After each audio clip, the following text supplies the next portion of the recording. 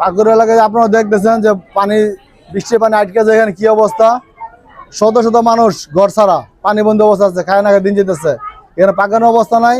তো আমি তারেক রহমানের, বাংলাদেশের সবচেয়ে জনপ্রিয় প্রধানমন্ত্রী জনাব তারেক রহমানের নির্দেশে আমরা কর্মী প্রত্যেক ঘরে ঘরে খাবার পৌঁছে দিতেছি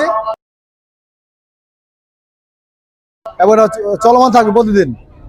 শুকনা খাবার গুলো প্রতিদিন চলমান থাকবে, এটা চলবে যতদিন পানি না কমবে। এই এলাকা 500 অধিক মানুষ পানিবন্দী আছে।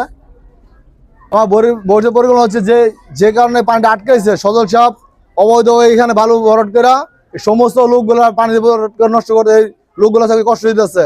এই ড্রেনগুলা যেন সচল করা যায়, এই ড্রেনগুলো সচল করতে পারলে মানুষের কষ্ট দূর থাকবে না ইনশাল্লাহ। আমি চেষ্টা করবো দ্রুত সময়ের মধ্যে যেন এটা করা যায়।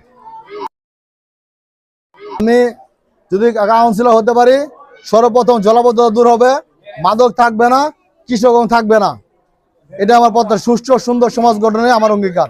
এবং আমি প্রত্যেকটা লোকের পাশে থাকবো, এখন যেরকম পাশে আছি বন্যা প্রতিদিন আমি পাশে থাকবো। সেবার জন্য কেউ আমার কাছে যেতে হবে না, আমি সেবা নিয়ে তাদের দুয়ারে থাকবো ইনশাআল্লাহ।